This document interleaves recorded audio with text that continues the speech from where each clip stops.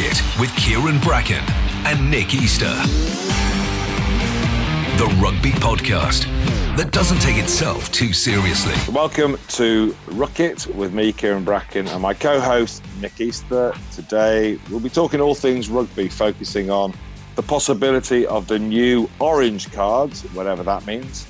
Also, the law changes, advice from World Rugby to get us back playing rugby. Of course, once again, the salary cap, will it stay forever? We'll also have our international 15, myself, the team, best world players I played against Nick Easter's best international team. But also, we'll be talking to the current captain of the New Zealand team, Sam Cane. Ruck It with Kyran Bracken and Nick Easter. So, Nick, good to see you again. Another week in lockdown or out of lockdown. Interesting your take on Dominic Cummings, which has overshadowed everything in rugby. I mean, we've got lots to talk about today on this podcast. You know, it'd be interesting to talk about the players' union voting down, saying they don't want to make the pay cut, the 25% pay cut, permanent. So, get your thoughts on that. Also, Bristol holding out, wanting to keep the marquee players, and actually coming out and saying that they want to ring fence the Premiership. We've also got the little matter of the referees thinking that maybe having an orange card instead of a red card may be the way forward. So we'll talk about that. So, Dominic Cummings, what's your take on the Dominic Cummings fiasco? It's quite funny in a way. It's not. Yeah, it's a bit sad, isn't it? People haven't got much to moan about, so let's moan about that. Look, there's the angle that he's a loving, caring father, and he didn't want to he didn't want him and his wife to be really, really sick and have to look after their young, I think, 4-year-old son. So he drives them up to where his parents live, and by all accounts, this is what I understand is the truth. On the farm, there's 3 properties, all separated by about 50 metres, where his elderly parents live in one, his sister and her family live in another, and he was residing at another, and he didn't go out to the other houses. The sister left food on the doorstep. Yes, we know he visited Barnard Castle, that sort of stuff. Let's not get too bogged down in it. People like someone to shoot down, right? The police say he did break lockdown laws. You've got to take what the police said. At the end of the day, mate, when has a politician not lied? They're making out as if they're these archangels, that always tell the truth and are model citizens. Politicians throughout history have always lied and been hypocrites. You just got to look back. Yeah. So why people are surprised in this hypocrisy, I'm just like and outraged at it and everything, and calling for the sack. I'm just like, surely you got something. I know, look, we don't have much to do in lockdown, but you must have something better to do than go on social media hammering away at this. But the story, the actual story come up with, I wanted to test my eyesight, so I went to Barnard Castle, which I believe happened to be his wife's birthday or something like that. But I mean, look, they're going to get pillared, aren't they? And it's funny now, we're looking at all these beaches, absolutely ram-packed, full of people. And yet we've got this pandemic crisis. So yeah, but you say it's a crisis, mate, and it's not a political podcast, is it? But ultimately, you've got to have a balance. And look, any death, is tragic, however it's caused, and it's tremendously sad as well, and impactful on the family and loved ones. But the sort of wider picture is the cure worse than the virus, or is the virus worse than the cure? In terms of the cure was lockdown, economy tumbling. Mental health, you don't know what's going to go, missed operations, all of the other sort of knock-on effects and longer term effects could happen as well, with especially kids at various ages not socially being interactive at school, missing out on learning at school, the amount of sort of mental anxiety that's come out about this, whether it be domestic violence, whatever it might be. Was the cure, or is the cure worse than the virus in terms of the longer term effects and how many people that might affect down the line and how many deaths that might cause, through whichever way. And look, you're caught between the devil and the deep blue sea, mate. You're never going to get it right in everyone's opinion. You never ever are. and that's just life. But I think that's where we're at the moment, isn't it? Yeah, I think you're right. It's very interesting. Yeah, it's a good way of looking at it. But it, in the background, you can, in New Zealand, we'll speak to Sam Kane later. They're back into rugby, but in a rugby sense, they seem to be the sport who are struggling to get to phase one of training to make it safe. But I was interested to read that the clubs are angling and pushing to have this 25% pay cut, make it permanent. And I believe the RPA voted that down.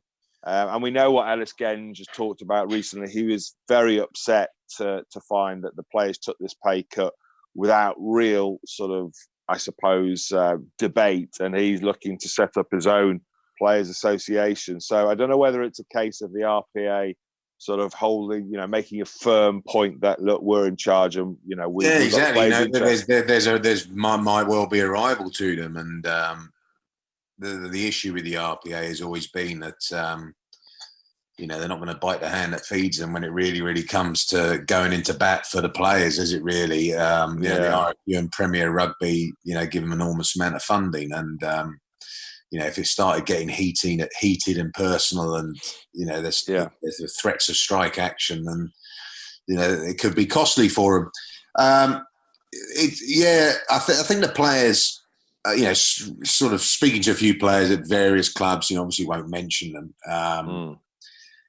I think it's just, originally at some clubs it was handled very, very well, and they were very transparent and honest with the players. At others, they were sort of, right, this is what's happening, and like it or lump it sort of thing. And they got some bright, CEOs and lawyers in and all that sort of stuff, and saying, well, if you don't do this, this is what's going to happen. And there were threats that, if you force us to pay your full contract, we might have to sell what we'd do is we just put the club up for sale, and then we'd buy it back we'd buy it back, and then, we wouldn't have to pay your contract, sort of thing. So there are all these sort of veiled threats going around, or idle threats, whatever they may have turned out to be. But, it's not great, really, when the club's fighting the players. Really, they're your asset. You've got to look after them. And, look, they do get well rewarded. We know the salaries have been climbing, but that's market forces, and you've got to deal with that. But you would expect them just to have a little bit more empathy for their position. And within that, players having empathy for the club's position, and I think they have.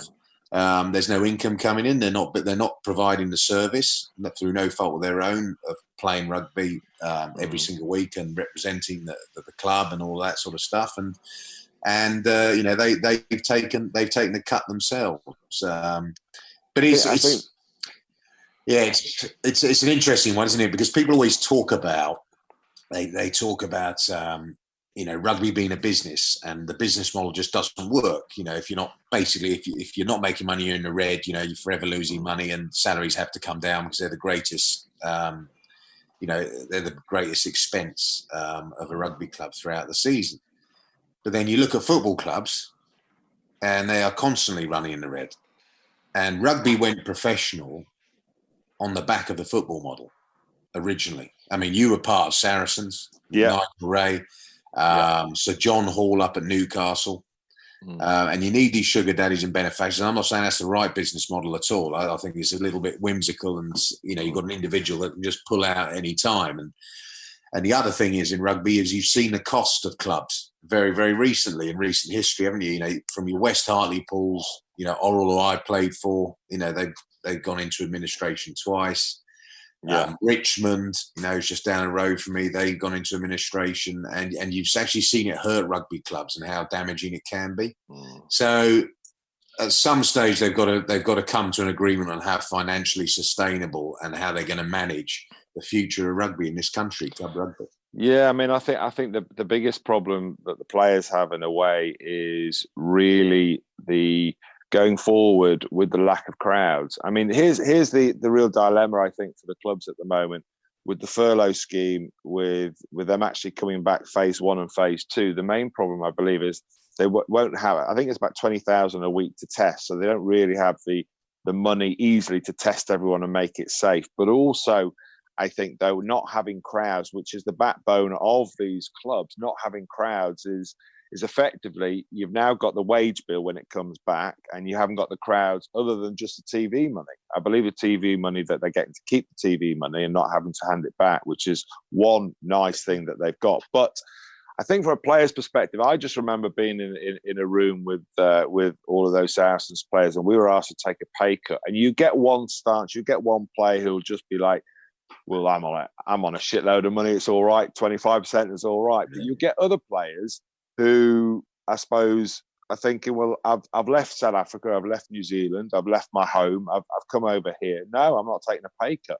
So it's really, really hard. But also, lots of people. The question, I suppose, is in a way is, if you're an Owen Farrell and it's 25%, yeah, it's quite a lot of chunk of money. It's not that serious to your livelihood. But I think when you're sort of like on 180 grand, 70 grand, and suddenly it's 25% off, it is the difference between paying the mortgage and not. So I wonder whether it's going to be the higher earners might take a bigger fall than the lower earners. It's really hard to know. But the question is will there be a future if the players just hold firm and say absolutely not, we're not taking a pay cut? Yeah, exactly. And I think there will be a sliding scale, and maybe anyone on 50 grand or whatever or less definitely won't have any sort of cut or whatever. But the administrators and the players union and the player groups and the management of the clubs will decide on that. It's interesting in terms of the money that they're missing out on in terms of audiences, and they can't wait to get people back through the gates, because you've also got corporate hospitality, which is the biggest ticket sale really for clubs. Much more than sort of just bums on seats. Food and beverages obviously takes an impact as well. But the TV money is the big money, and this is the interesting thing. There could, look, I'm being quite an optimist here. There could be a lifeline. The deal's up next year. The TV deal's up next year, and people are saying, "Oh, well, the value of the TV is going to decrease." Well, actually, what this has shown, what the Bundesliga showed when it came back 2 weeks ago, and there's 1 billion people, nearly 1 billion over the world watching it. What it's shown is there might actually be a much bigger demand for live sport. There might be a lot of rugby supporters or people that might have come to the games that still, even if we're over this, coronavirus, still, be scarred by it and don't want to go to a live game and might want to watch it at home. And BT, Sky, whoever the players in the market are, Amazon, Netflix, that's important. You've got to have the players in the market as well for, to drive the bid up. They'll realise this, and subscriptions might increase, £1 or £2 or whatever it might be, but that makes a big difference in terms of what they can afford in their bid.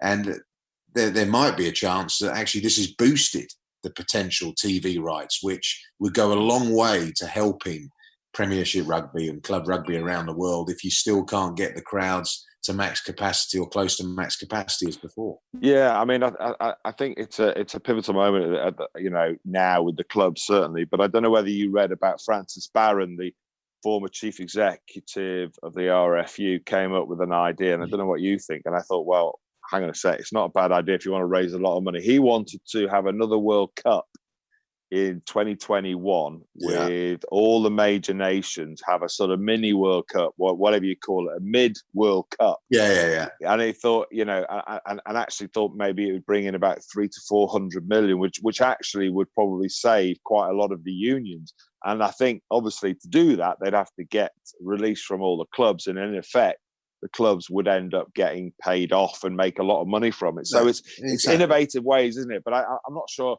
I'm not sure France would be happy who are holding the World Cup in 2023.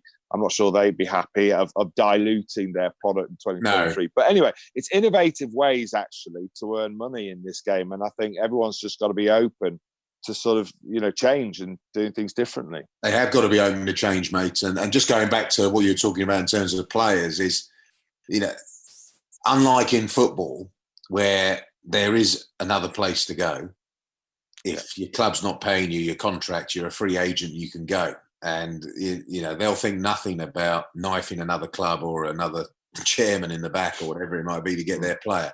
Rugby doesn't do that. But also, where would they go? So if you're a highly paid player at, I don't know, Leicester or Quins or Wasps, but the top 14 have decided they're going to reduce the amount of money. Pro 14 are struggling even more. You're not going to go to Southern Hemisphere. All the other clubs in the Premiership are, tightening their reins. You've actually got to have places to go to fulfil, to have the threat of, right, if you're not paying my contract, I'm going to leave. Whereas I think the whole, globally, rugby is in the same boat. And I think people have got to pull together. But it's how it's done. It's got to be open. It's got to be transparent. It's got to be reasonable, as we spoke about, depending on, where the guys are in the pay grade. But Australia have done it slightly differently. They've just sacked those 3 players who refused to take pay cuts, haven't they? I mean, pretty brutal, but dog eat dog at the moment, isn't it? Yeah, I think that's incredibly selfish and immoral from them, to be honest, to not see the wider picture. Rugby Australia was struggling anyway.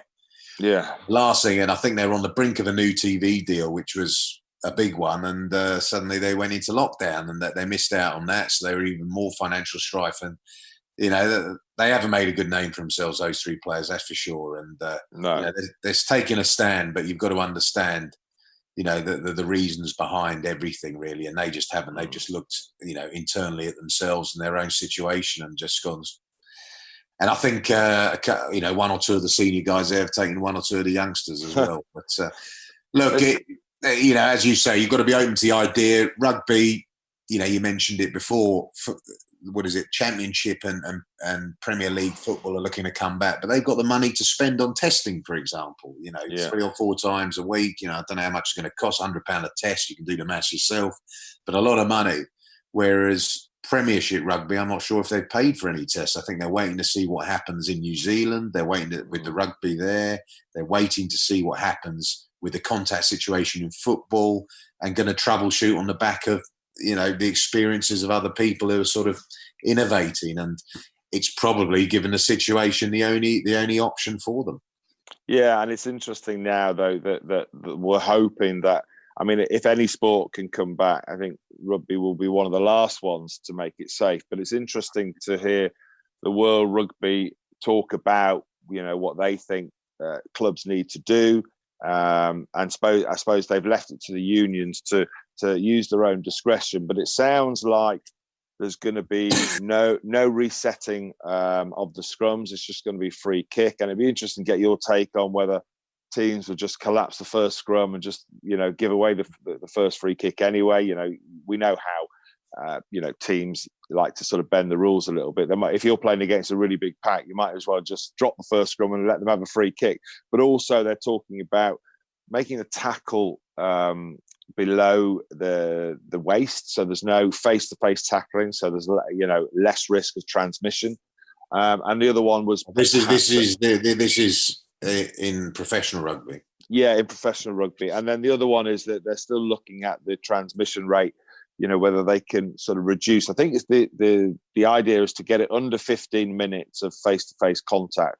I think they lose 30% by having no resets of the scrum, so that will help.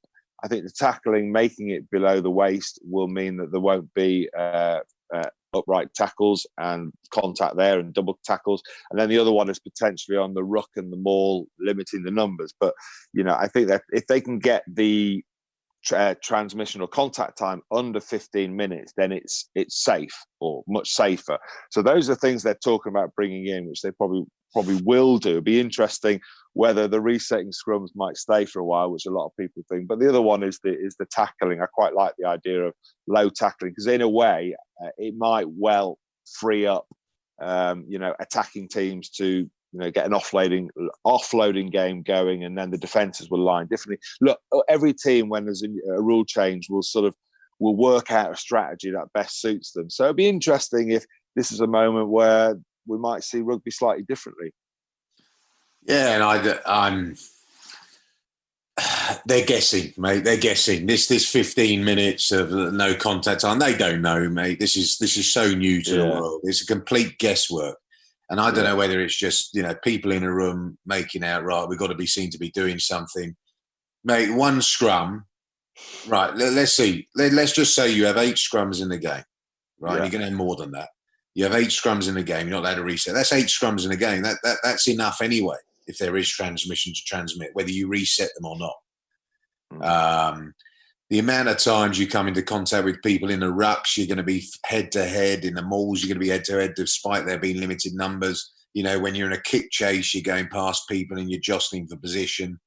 As I say, mate, it sounds like, you know, I don't know, it's been created to sort of sound like, yeah, like we're trying to do our best to make sure it's as safe as possible.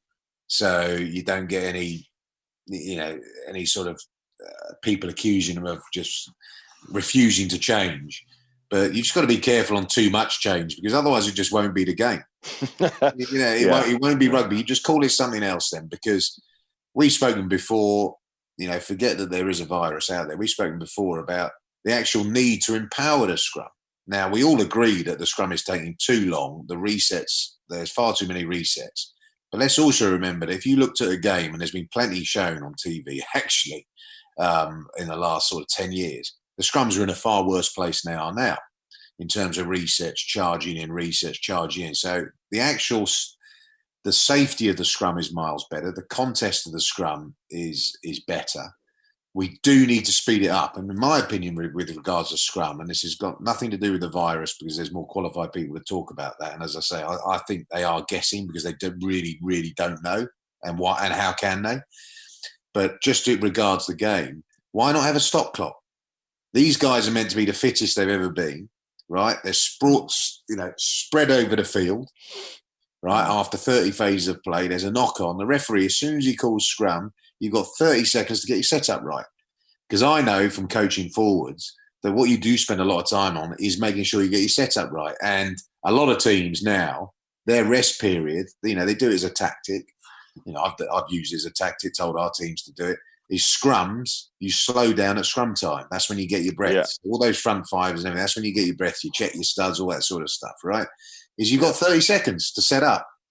And, you know, whoever transgresses, that's a free kick. They can choose to scrum again. If they don't get set up again in 30 seconds, you take a forward off. Yeah. For 2 minutes or however long the next phase of play goes, basically, whichever's the longest.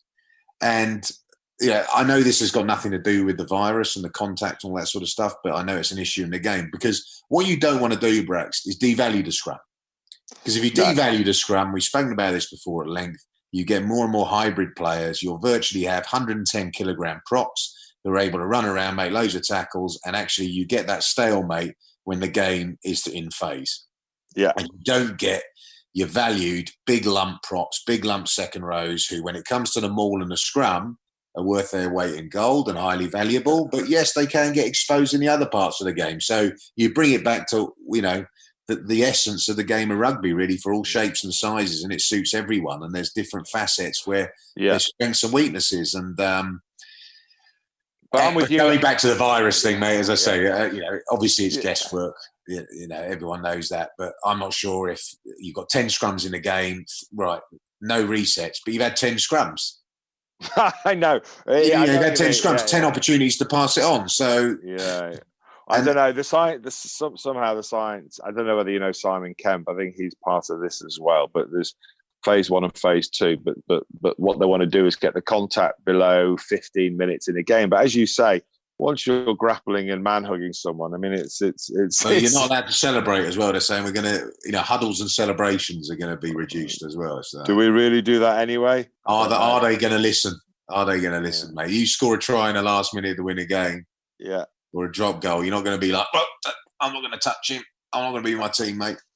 Just a bit of a left field before we talk about potentially the new orange card that Nigel Owen seems to be a big fan of.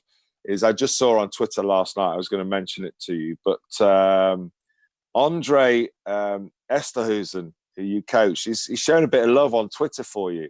Have you seen that?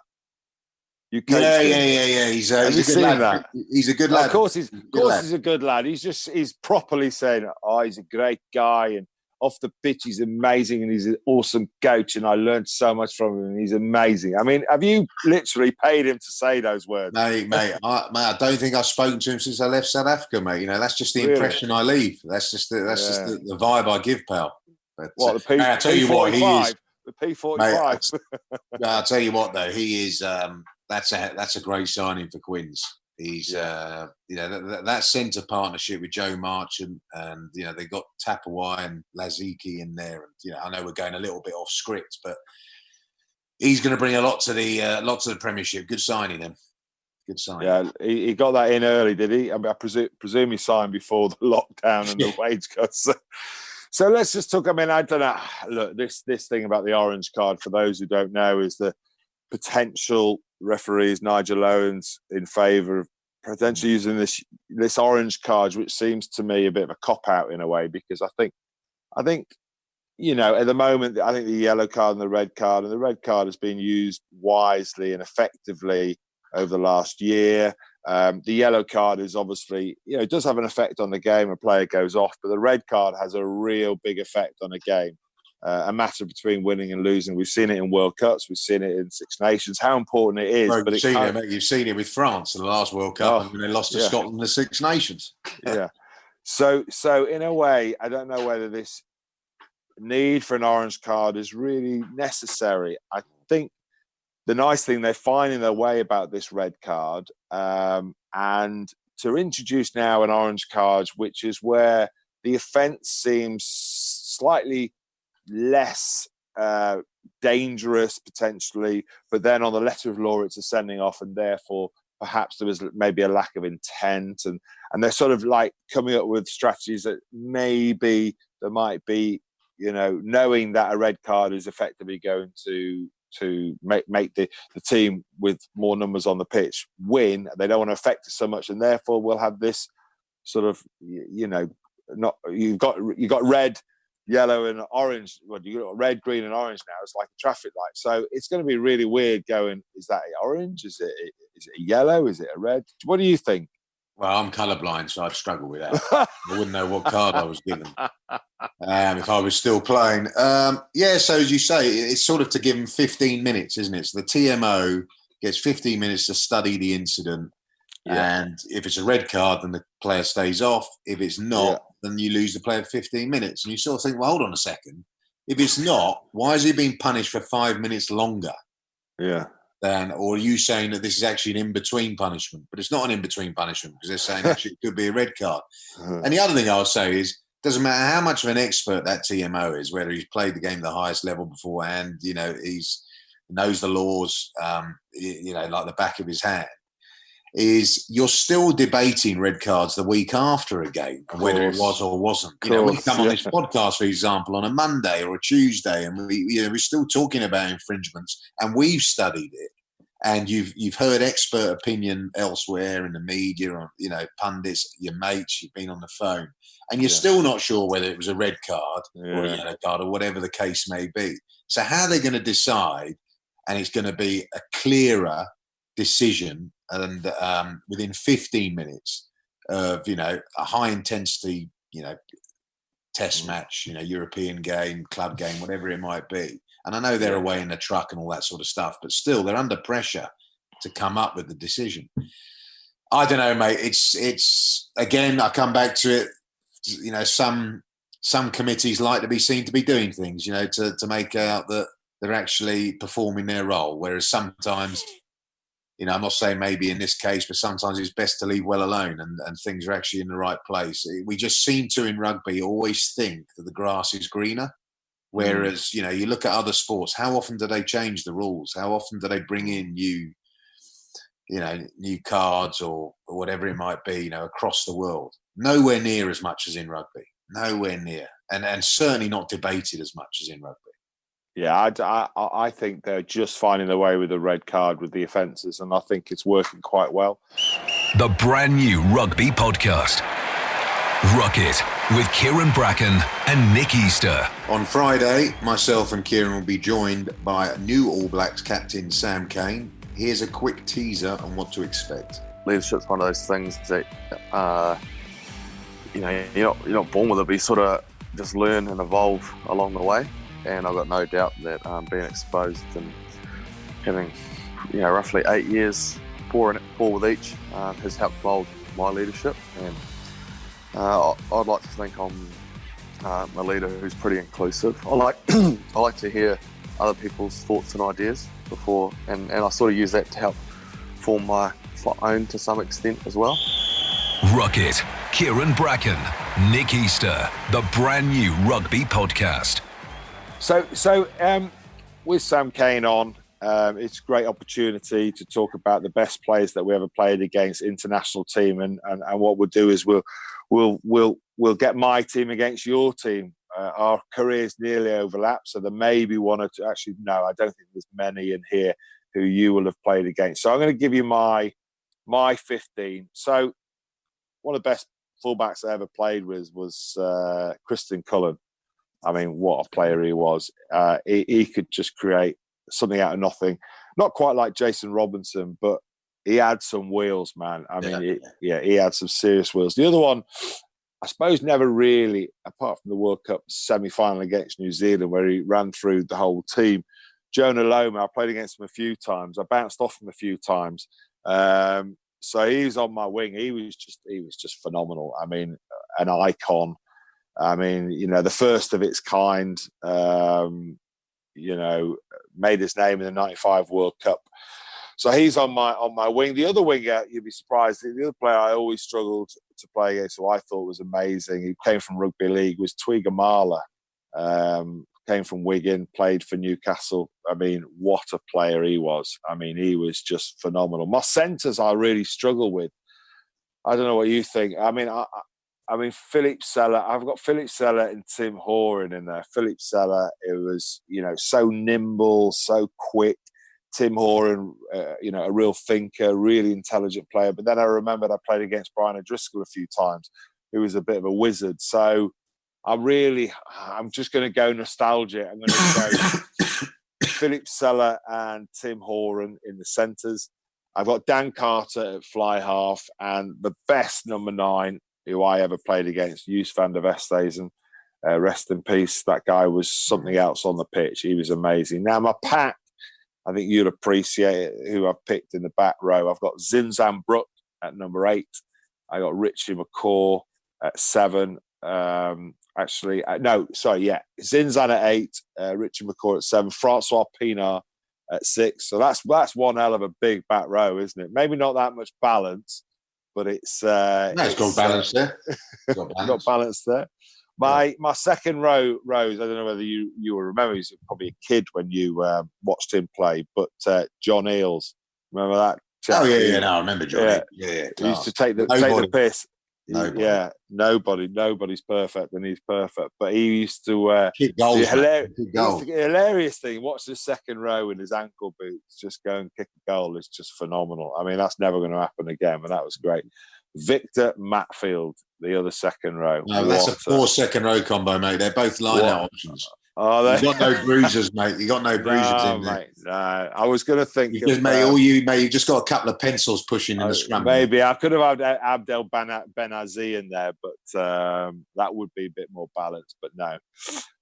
So the front row: Oz Durant, Keith Wood, and Califano. So that's my front row. So it'd be interesting. I mean, I reckon you're picking this team in your head right now. Oh, mate, yeah. I mean, I haven't studied it. Right, so let's go. Lou said prop. I'm going to go with the big Os Durant. Yeah. Os Durant. Big man, 2 World Cups. Hooker, I'm going to go William Servat. France. Oh, okay. Oh, right. I mean, the French cause us the most problems at scrum time, and I was both thinking 100%. And I'm going to go for him. Tight head, flipping it, and I'm scratching my right. Carl Heyman, yeah, very good. Nicola Mass was unbelievable for a period, again, from a scrum perspective. Didn't do what Carl Heyman did around the park. Who else have you got? Adam Jones was a good player, in his time as well. Yeah. Tight. Let's go, because I reckon I've probably got a few Kiwis, right? Elsewhere. Again, I'm racking my brains, thinking on the spot. Let's just go, because I don't think I'd have another Welshman in there. Let's go with Bomb. Okay. The old mate from Queens. Let's go with Bomb at tight head. Who did you have at tight head? Well, You can't even remember, right? So I win that one. I got Califano and Osduran. Mate, I know. Don't worry. they're both loose heads, aren't they? No. I'm sticking with them. It's all the same. Your front five is terrible. You've got two pencil locks in the second row, right? You've got no set piece. You've got no maul or scrum. No. It's not your opinion. It's the public's. No. Okay, it's the public, but we've got to educate the public. They might not know some of them. Some of them will know, more than us, but others might not. So, as I said, Adam Jones, right? This one's easy. Partnership. Backy's boat of it to Matfield. I played against that Springbok side. Two South Africans, right? 07 to 11. They were the best side in the world, mate, to be honest, at that period. And I've gone Southern Hemisphere again, back row, and I've gone another South African, arguably the best back rower I played against, Juan Smith at blindside.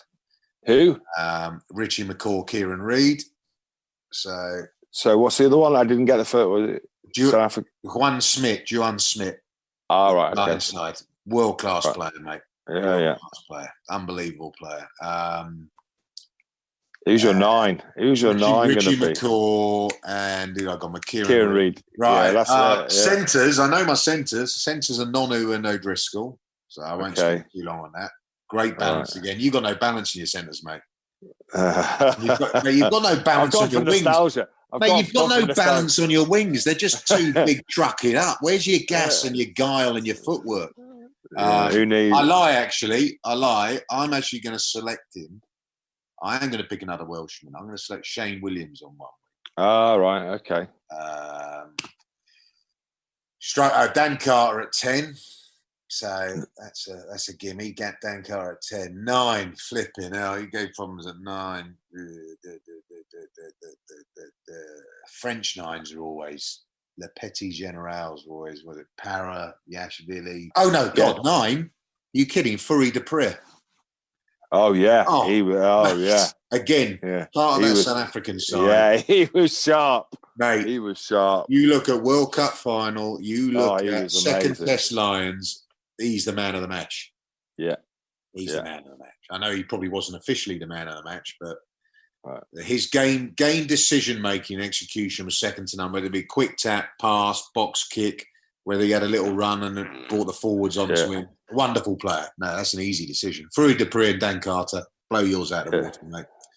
Who's on the wing then? Right, I've said Shane Williams, so I've got to have probably a little bit of ballast.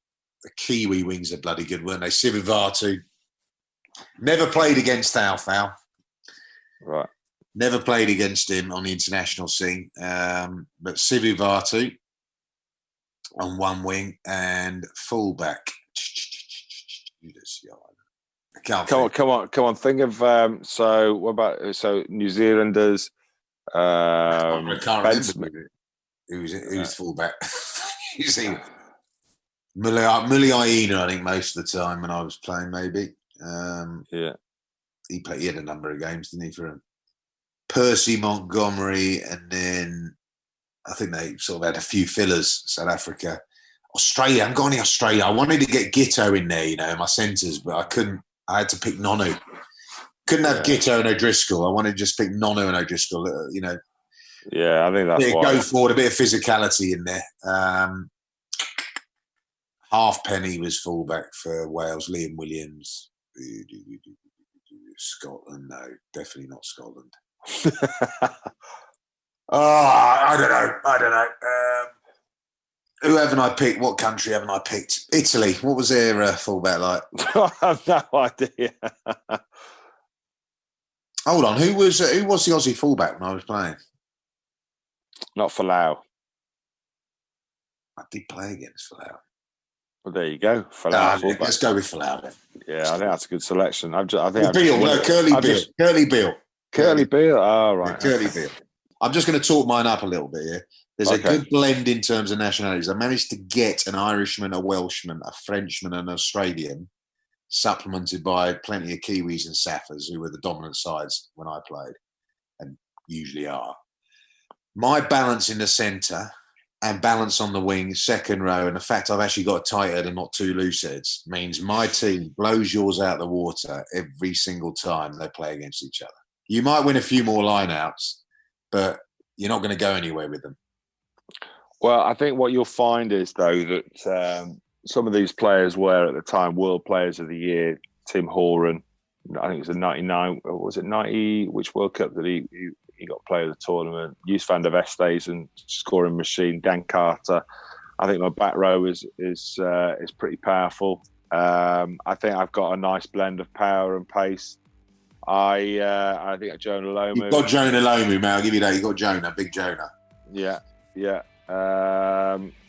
Who did I say? I said Christian Cullen, mate. Christian Cullen was just a wizard. I think I've just picked the Barbarians team, who no matter what you.